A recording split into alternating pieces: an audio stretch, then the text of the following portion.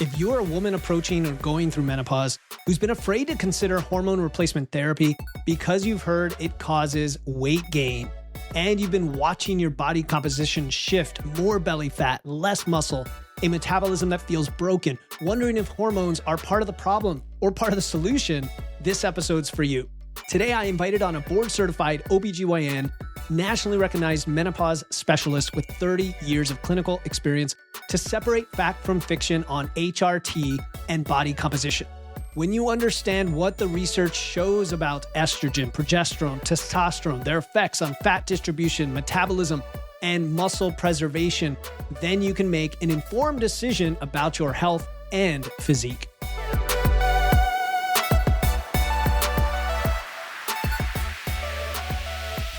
Welcome to Wits and Weights, the show that helps you build a strong, healthy physique using evidence, engineering, and efficiency. I'm your host, Philip Pape, and today we're going to tackle one of the most common fears that women have about hormone replacement therapy, and that is weight gain. Dr. Maria Sophocles is a board-certified OBGYN and certified menopause practitioner. I'm thrilled to have her on the show. She's been a visiting professor and NIH researcher. She spent 3 decades helping women navigate perimenopause and menopause. She's a TED speaker, author of the upcoming book, The Bedroom Gap: Rewrite the Rules and Roles of Sex in Midlife. Today, you're going to learn what the latest research says about HRT and things like body weight, estrogen in your metabolism, fat distribution. We might get into testosterone therapy and muscle preservation, and just how to think about hormones as part of an evidence-based approach to body composition and health after 40. Maria, thank you so much for joining me here on the Wits and Weights podcast.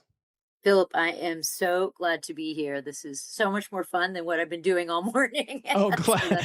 I love it. I love it. Let's bring the energy, and our listeners are going to love this too, because they know I like to frame these discussions with like the basics and stepping back a bit. And what I would love to explore a little bit is we think of perimenopause into the menopause transition and postmenopause starting as early as mid-30s, all the way through when that time occurs. And there's a lot of misconceptions about weight gain and body fat distribution. Now, I've talked on this show about some of our understanding of expenditure and metabolic rate, how most people on average have the quote unquote same metabolism from their 20s to their 60s. And yet women are experiencing all of these issues with weight gain and body fat into as early as their 40s and 50s. And so let's reconcile what's actually happening, even when there's no HRT involved, with the average population, knowing many of them are not resistance training and a lot of our audience are, but let's just talk about the average to start. Yeah, of course. I think that the first thing to know is let's do a super basic definition of what menopause is. It's our ovaries age more quickly than other organs in our body. That's how we're built as humans. And there's a lot of cool biotech companies looking into actually slowing or stopping ovarian aging, which is just mind blowing if you think about it, because it means potentially women would be fertile for their whole lives. It also means you could have periods your whole lives, but it also means that you wouldn't have this aging out. You wouldn't have this loss of what we call ovarian sex steroids, which we know are worth a lot of gold. They're a lot more than just being able to be pregnant. Keeping estrogen, progesterone, and testosterone in your body affects bone health, brain health, heart health. We call it preservation of function. And all of those functions take a big hit when menopause occurs. So if that definition is sort of the cessation of function of the ovary, what that really means in terms of hormone production is you get a drop in estrogen, progesterone, and testosterone, those 3 big ones. I'm sure your listeners are smart and they all know that because they've been listening to your 400 episodes and you've got a whole following of bright, informed people.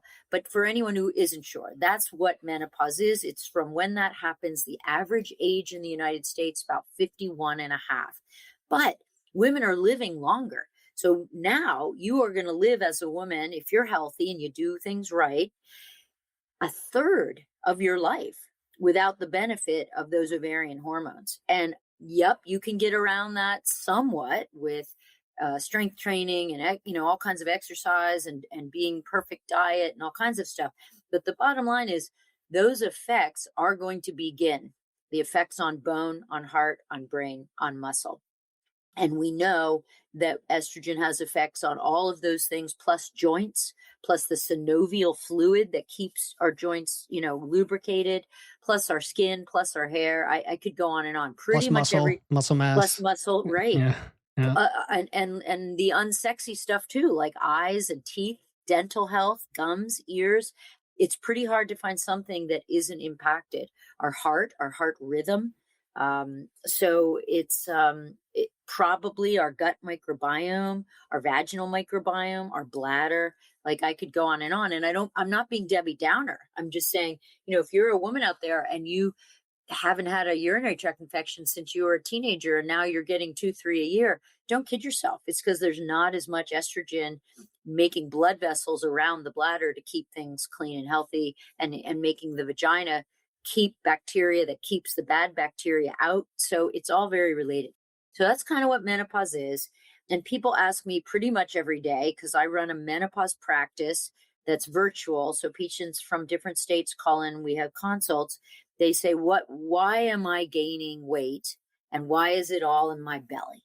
Those are probably the two most common questions I get, because everyone knows why they're getting hot flashes. There's not a woman in America that doesn't know that a flash is related to menopause, but they didn't expect the weight gain.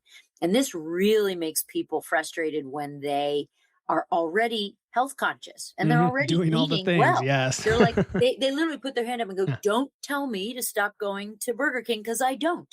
Don't tell me to stop eating cheesecake at the Cheesecake Factory, because I don't, and I'm like, I'm sorry. This is where you see the comments on Instagram under like some 25-year-old, male personal trainer, right? And you see the comments like, don't talk to me about this. I'm doing all these things already. Yeah. But for midlife women, it is super frustrating because they often truly are eating and drinking correctly, and they've done their reading and they're listening to all the right podcasts like Wits and Weights. So people always say, why? Why? What did I do wrong? Why? Well, first of all, it's not like just you.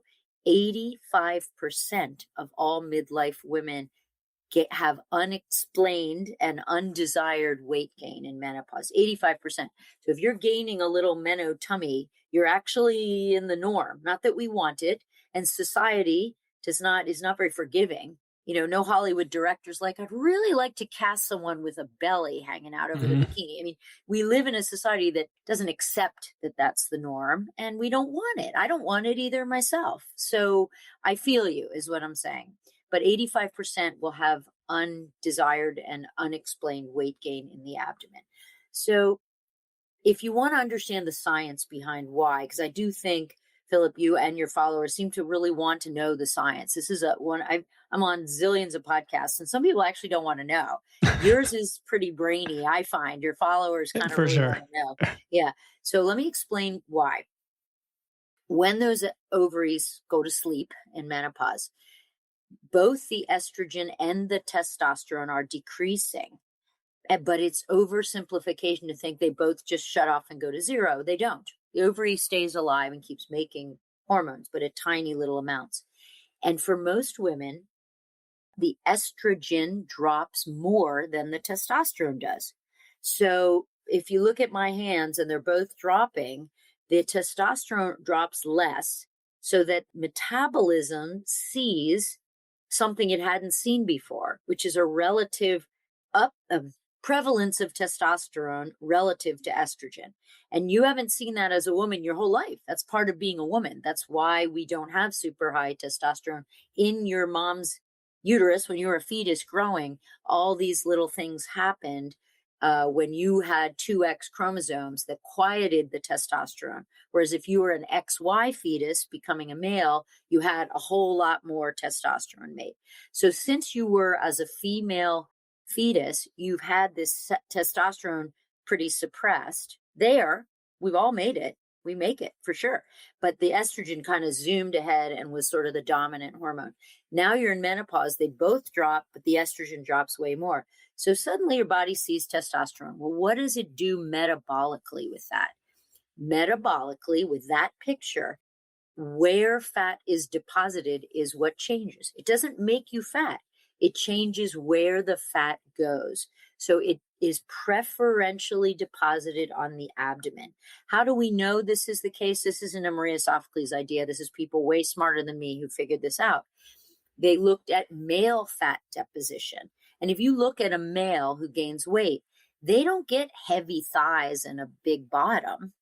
They don't get it on their hips. They get it on their belly. That's right. Look at those like German guys at Oktoberfest, right? Their little butts and their legs are skinny, but their bellies are huge. And we kind of accept it, right? Like, okay, you expect men to have big bellies, even in their 20s and 30s. Yeah, yeah. Yeah, I'm a male. This is where it's going to go. And you and I know it doesn't have to be that way. And we know you can be more fit than that. But if you just leave it to wherever your metabolism wants to put fat, and you give it enough fat or calories, it's going to put it on your belly preferentially as a male. And as a menopausal female, there is this shift. It doesn't mean you can't gain weight in your butt and your legs, but there's a shift towards a preference to deposit in the belly. And man, does this piss women off to be living the same life you've lived for the last 10 years as a woman, and suddenly you're getting a belly. And I think there's shame behind it, Philip. I think women see the belly and they think, man, everyone's going to think I sit up all night and eat Cheetos, binging Netflix. And I'm not. I'm going to Pilates. I'm doing yoga. There's a lot of psychology behind this belly fat that is devastating to women. I mean, it's easy to be like, oh, come on, you're only 10 pounds overweight. But it really bothers them because they're trying to do the right thing. Their own metabolism is betraying them based on what's happening in the ovaries.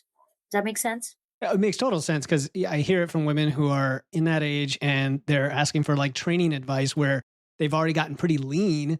And now they're like, my triceps and my abdomen, and they still, want to work on the butt, right? That's always there. But it's like the abdomen, the belly area and triceps and some odd areas that I hear over and over again. I don't know where the arms come into it, if that's related as well, but definitely I think it's that we see it. Like the reason women care about their triceps, because they all ask me the same thing. Like, how do I do this? It's because when we wear a sleeveless top, right, we know that if any fat deposits there, it's seen. You can see it. And so it's limiting. It's wardrobe limiting. I know that sounds so vain, but it is wardrobe limiting. It's true. You've got something jiggling there. Whether you have a nice bicep or not, if you've got something jiggle there, it's like, oh, rats, So midlife weight changes. So let's also do a real basic statement that menopause itself doesn't cause the weight gain. It causes a redistribution and a change in body composition. So weight changes are driven by, I'm going to give you like 4 or 5 points that we could list, or we could, declining estrogen, loss of muscle mass, because we need that muscle mass, because muscle mass requires more calories than fat does to maintain. So if we lose muscle mass, it's simple math, and keep the same calories, we're going to gain weight. So you either have to really cut those calories down, which no one tells you, or you need to build muscle mass. Ideally, you actually do both, and this is why the GLP-1s work so well. But GLP-1s work well if you combine them with building muscle mass. I don't work for the GLP-1 company. So don't worry, we talk about it a lot. Okay, good. So I've been prescribing them for 10 years. So it's old hat in my office. So declining estrogen, loss of muscle mass, reduced resting metabolic rate. Our metabolic rate does drop down.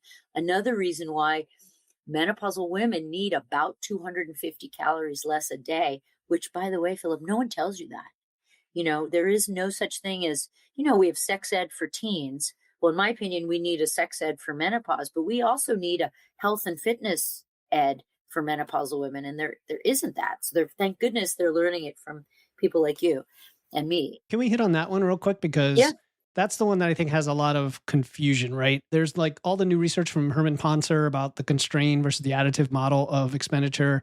And there's, we look at population studies that show pretty stable RMR, but then when accounted for body composition, we see the differences. And so I'm wondering if number 2 and 3 are just kind of linked, or is this specific to the hormones, as an independent variable? I think it's specific to hormones as an independent variable, because if we take away any hormone factor, then what I said, it flies in the face of what you said. They're opposite, and they're not opposite. They're right. If resting metabolic rate stays the same, none of this should happen. But or am I misunderstanding? Yeah, what I'm saying is the RMR dropping by 250 calories, is it part of the loss of muscle mass causing that. Yes, yes, they're all Yeah. linked. As Yes. well as like, I mean, I always wonder how often we're teasing out things like chronic stress in that population and stuff like that, because that also exacerbates Totally. I mean, the, I'm yeah. making these big giant generalizations. You understand that, right? There's individual variation. And a lecture I gave this week on wellness, so cool. If any of your listeners belong to the Noom app, they can find the live stream of Noom's first Art of Wellness Summit that was done in Princeton, New Jersey, day before yesterday. Incredible lectures on that. And one of the things we talked about, this is a little tangent, but then I'll come back, was that loneliness and not being socialized decreases your oxytocin. Even oxytocin decreases with age, but if you're lonely and isolated, it decreases even more. And the kind of mic drop thing I brought to the lecture was that oxytocin actually relates to our ability to build and maintain muscle. So when you get old people living alone, their muscle wasting is even faster than old people who live in groups or go to church or a bowling league or whatever, their book group. They're socialized, their oxytocin goes up, and we see they're better at building and Amazing. maintaining muscle. Isn't that wild? Yeah, it So is. Oh, so don't be alone. Go join a book group or something. Get your oxytocin.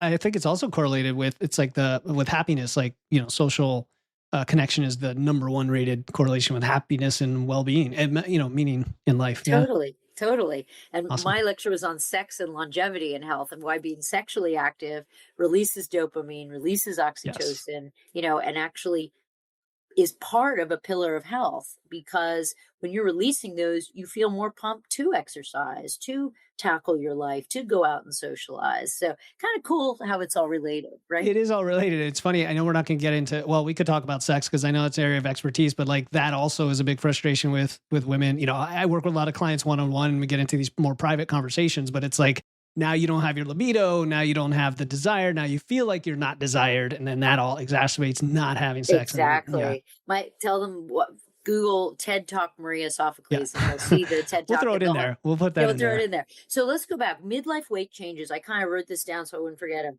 Driven by declining estrogen, loss of muscle, reduced RMR, resting metabolic rate, and there's also an increased insulin resistance. So many factors.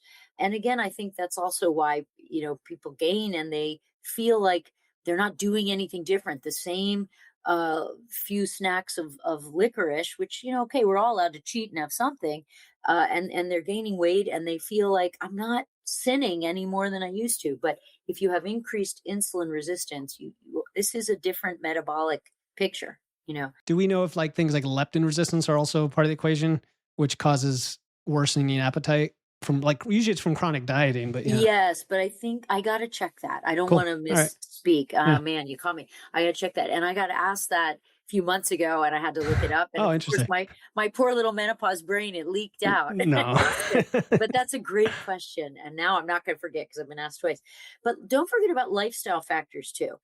Midlife for men and women is often a time of sleep deprivation. People are peaking in their careers. I need this report. I need this. Their parents are aging. Their kids are older.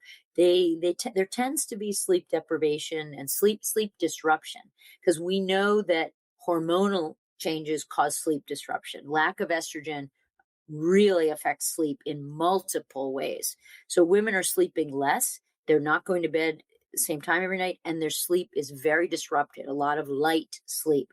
So that massively affects. There's a study out that showed that women with sleep disruption consume 350 calories a day more than women who have, perfect steady sleep. So that is such a bummer because the sleep disruption is so common. So you're getting all this stuff stacked against you. So I just want women out there to know this isn't just you. You're not just lazy or overeating Cheetos. This is really a lot of cards stacked against you. And it doesn't mean we can't help them.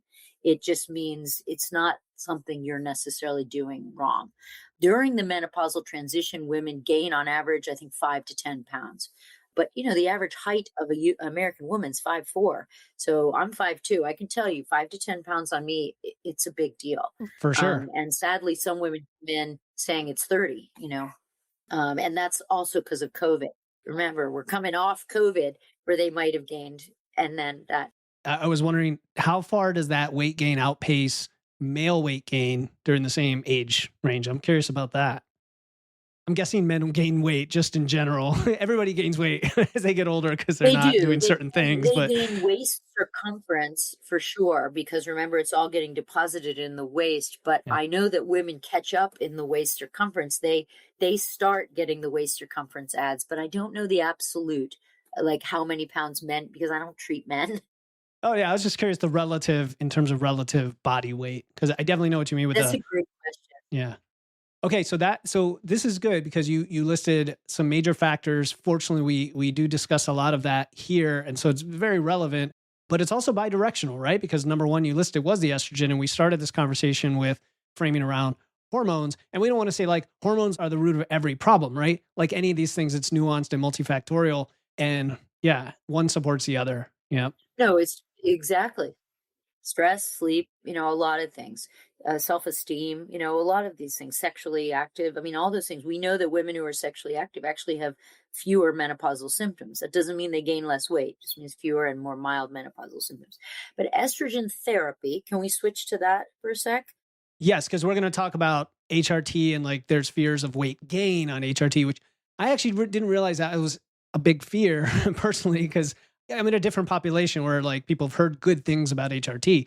But yeah, we want to address this. Well, anything that could be weight gain is a fear for women. They really hate it. Any if I put someone on medication that has nothing to do with weight or whatever, people's first question is like, am I going to gain weight? Does it cause weight gain? Don't Yes, you want to got know it. if it like causes cancer or something? Right. No, they just want to know if it causes weight gain. So no, estrogen therapy does not cause weight gain. Okay, that's happy. So anyone out there who's staying off estrogen because they worried it causes weight gain, that's not. Does it mean we all don't know someone? Sure, there's always someone who says, well, my aunt gained 30 pounds. We don't know. Was she going to gain those 30 pounds? Did she quit smoking? Which, I'm glad she quit smoking. It's healthier. But some people who quit smoking start snacking. And so it's, who knows if it's the estrogen therapy. No, estrogen therapy itself, it also doesn't cause weight loss. So I don't want to mix that up. But it does reduce visceral fat.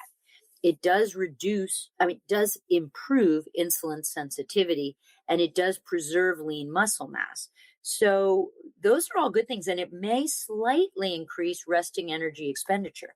So I don't want to sound like an estrogen salesman, but but I also don't want people to think, okay, I'll go on estrogen therapy and I better lose all this weight. No, that's not why you go on. You go on estrogen therapy either to control menopause symptoms or to preserve function, brain, heart, bone, or both.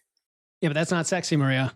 I know, but no, I'm speaking for my listener, right? They're like, yeah. Okay, that's fine, but I really need a good reason to go. And those are good reasons. I'm just joking. Okay. Yeah, no, I know. Sexy is take this and you'll melt away all the fat. Right. Your legs will get longer and all your wrinkles will go away. And that's a mistake. I mean, even now women put estrogen on their face, and there's, as long as you're not overdoing it, it's probably not dangerous. But we don't really have great data to say that if you put estrogen on your skin, the wrinkles are going to go away. We know that the best thing that you can put on your face is sunblock to prevent wrinkles, or retinoids, which have been shown to create new collagen. And there are some small studies that do look promising for estrogen on the face. So, you're welcome to buy it and do it. I'm never going to tell you not to. But, even things like that, we don't have 10-year studies or anything. So buyer beware. There's a lot of stuff out there. It's probably harmless, but and same thing with systemic estrogen therapy. We have tons of data on that, on cancer reduction risk. We know that's very strong. Dementia prevention, little weaker. Cardiovascular benefit, pretty strong. Bone health, super strong. Super strong. Best thing you can do to be a strong 75 to 95-year-old woman is regular exercise and using estrogen in your 50s and 60s systemically to slow the decline of the loss of bone. So let's talk about then that who should be using it. If you had 1,000 women walk in your office, taking out any conflict of interest for services or like obviously, and they were in their 40s and 50s, like, are we saying 100% of women would benefit at some point because you're going to lose it no matter what. You live till you're 80 or 90. And Close to 100%. yeah. The only women who absolutely should not are women who currently have a cancer that is dependent on estrogen, a breast cancer, an ovarian cancer. That said, that's stating the obvious, but I better state it. Otherwise, it's pretty hard to find a woman. We used to say no women with heart attacks or strokes because estrogen can make clots, but that was the old formulations that were oral. Now we don't use oral. We use transdermal, gel, patch, spray. Because it goes through the skin, it doesn't go through the liver, and you don't have the clotting issues. You don't get the cholesterol bump, and they're so much safer. So now it's very rare that I have to look a woman who wants it in the eye and say, I'm sorry, you just can't do it. And it's usually someone who already has a cancer. We know the genetics of that cancer. And of course, those are the women that come in with a million hot flashes saying, please, please put me on it. But we do have non-hormonal things for those women. FDA approved non-hormonal things. We have herbal supplements that actually work quite well. So we have non-prescription and prescription things. We have devices like this little bracelet, the Ember Wave. This was invented at MIT by two scientists. It goes on your wrist. The little bracelet part goes on the inside. It actually senses hot flashes in the brain, and it cools the wrist in this funky on-off kind of pattern, and it stops the hot flashes. So plenty of things that are not estrogen if you need help. Okay, I know some women that would like to know about that that jewelry there. EMBR wave. EMBR wave. Ember, like on a fire. That's cool. Okay. Yeah, it also heats. Like if you're someone who's always cold, it's a different button you push and it'll warm you. So it's pretty cool. Ember Labs is the company. Got it. I think I love tech. it. It's interesting. Yeah, I love tech too. Yeah. I mean, look at all the cool data you can get now, right? That's right. Well, I think it's going to help us be able to be better patients because we can advocate for what we have. And I hope that the medical education system will catch up. So when you walk in with an Oura Ring or Whoop, your doctor will have it downloaded, and your doctor will be able to say, hey, right now, no, they're behind. No, right now, my two doctors a mile apart can't even get the same information. So, I know. Medical, we're embarrassed by where it is now. That's why people like you and I have to kind of own it ourselves, I think. Yeah, I think it's great. Yeah. That's okay. It's just where we are. But on the central fat accumulation, can I do one last thing? Yeah, no, for sure. Women who are on estrogen therapy tend to have less central abdominal fat accumulation compared with those not on HRT. So that is a kind of sexy thing to say. That's good. That's as sexy as I might be able to get today. I mean, we've established that most women probably could benefit other than a specific population that just can't. We've established that it helps with a lot of these things you talked about before, including maybe your resting metabolic rate, definitely the symptoms, and gives you that resistance. And insulin resistance gives you physiological replacement, all of that. And then, like you said, the root matters. The transdermal, A, is safer. Yes. B, it's good for everyone. And C, you get less fluid retention, which is what a lot of people perceived as weight gain from the olden days when it was oral. And you get less impact on cholesterol and triglycerides in a negative way. And so if your weight gain is an issue for you or metabolic concerns, you want to make sure you're transdermal. And then that segues into the other two hormones you mentioned. And I know there are others, there maybe thyroid and DHEA, but let's just focus progesterone and testosterone. Yeah. Yeah. So progesterone is weight neutral. There's no effect on weight from progesterone. I have had patients tell me, I swear to you, I gained weight on progesterone. I believe them because I believe my patients. But if you look at 1,000 women and you look at the science, it's not supposed to put any weight on you. I think if you treat enough people, you're going to have someone for whom that's not true. But in general, weight neutral.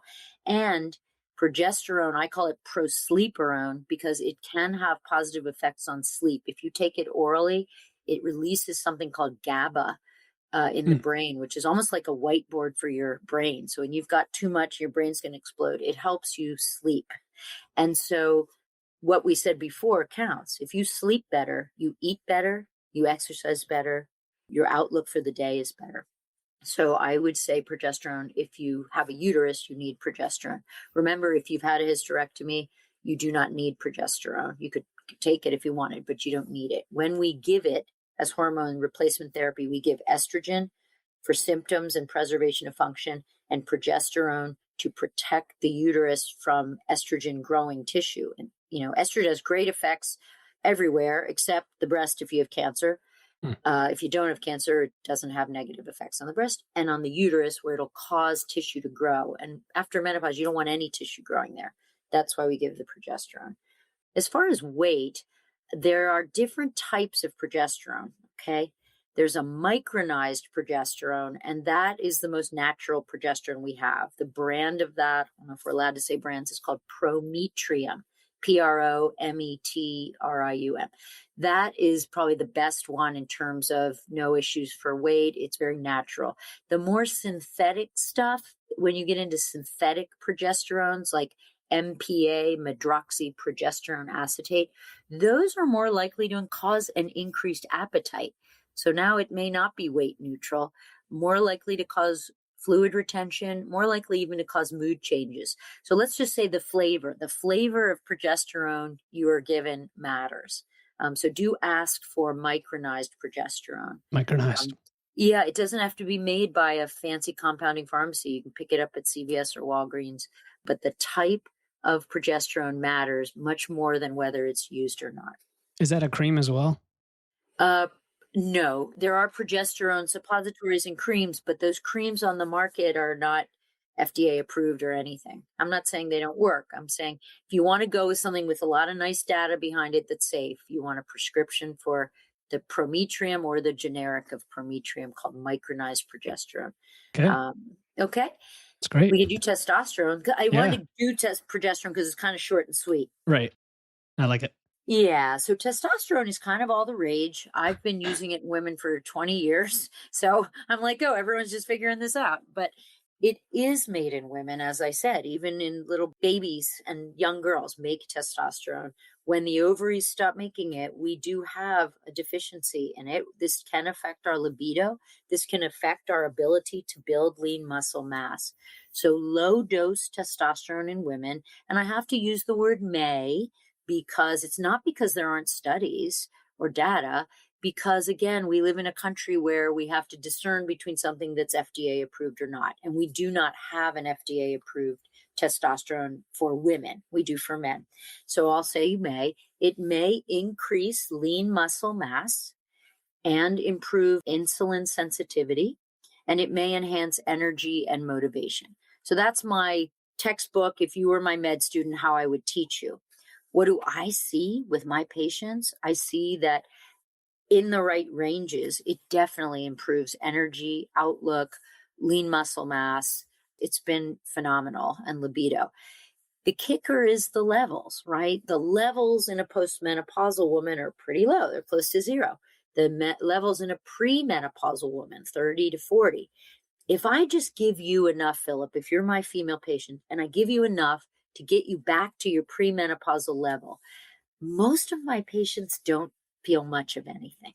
I have to really get a little higher than that.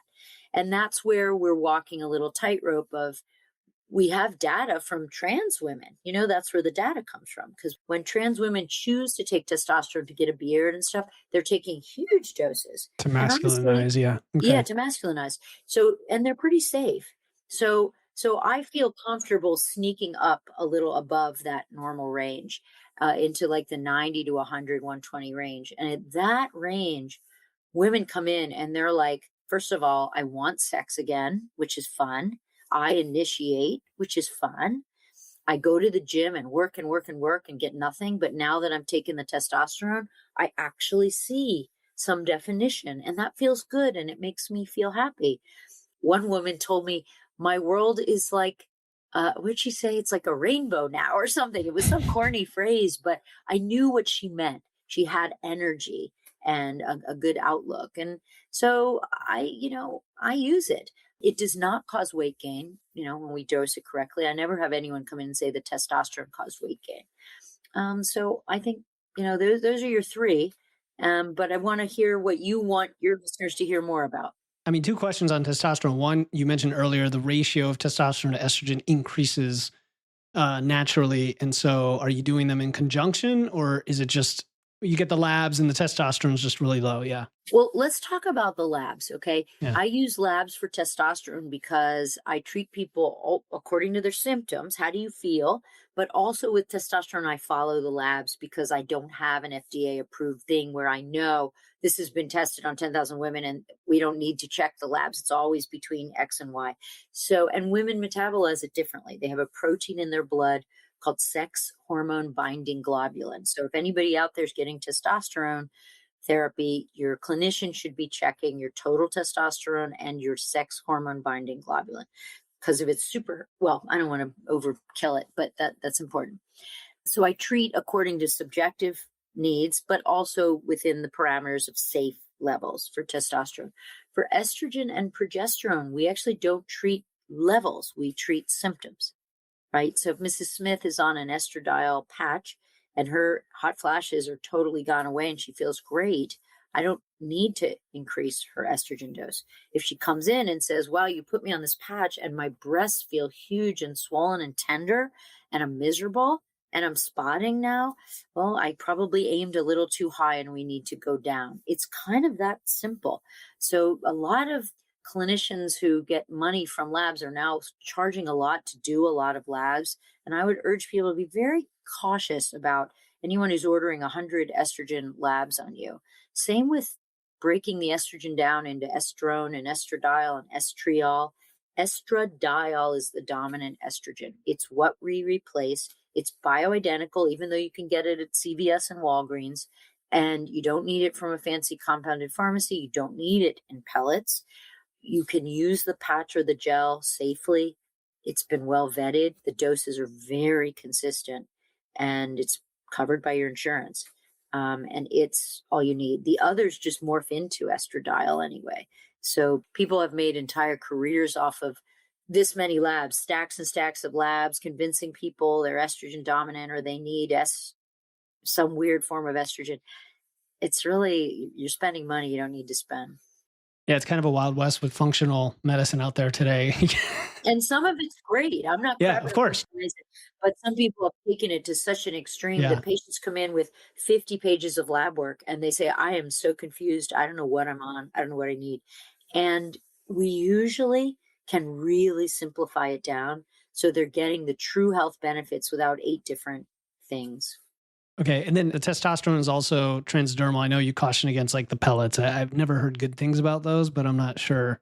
Oops, I caution against them, but because they can be super, super high doses, but in the right hands, people tracking them, that's okay. I just caution against when people are having, crazy high stuff and then their voice changes or the clitoris enlarges. Some of those things don't reverse. And you can't do anything about it because the pellet is there, right? Yeah, and it's stuck for the next few months. Okay. So I think at least I would say maybe baby step and start with the lower dose and come in and have a good clinician where you can face to face say, hey, I know you're trying to be safe with me, but I don't feel any benefit. Okay, all right, we'll go up. But if you start wham high and you've got acne and chin hair and you're moody and you're raging and you have road rage, because I've had people come in with that and they say, get the pellet out of me. Somebody put that in and I want to kill my husband and I'm screaming at everyone and I have acne. And I'm like, I can't do anything for you, go to Bali for 3 months and do meditation.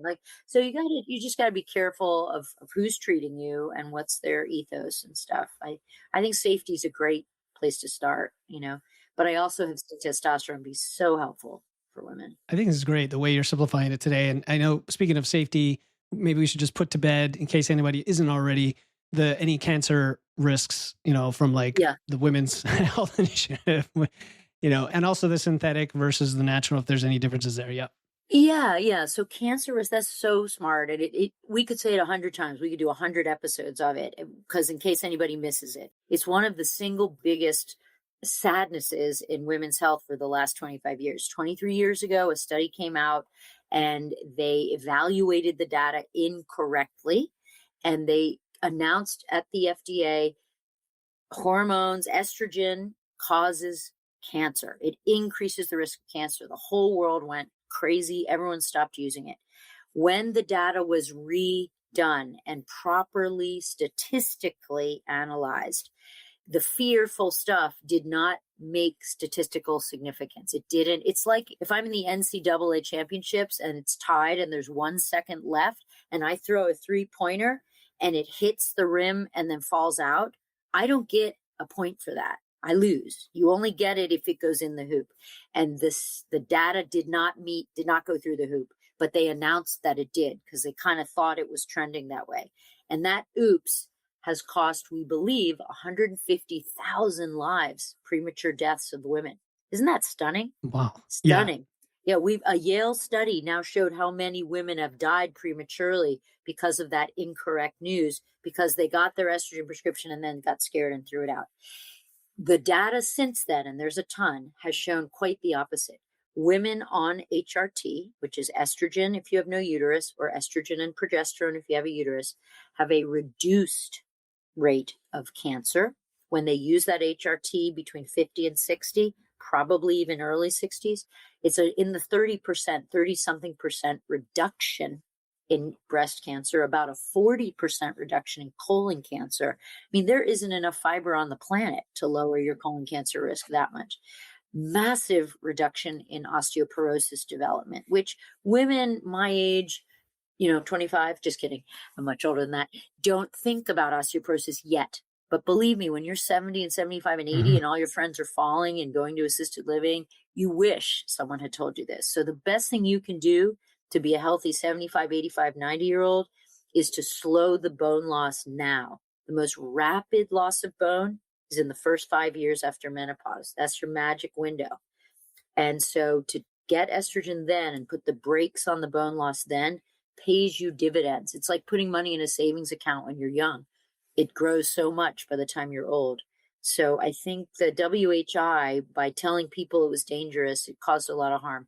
Now we recommend HRT for all women, with the tiny exceptions I mentioned, immediately when they become menopausal. In some women, we start in perimenopause just to relieve the symptoms they're having.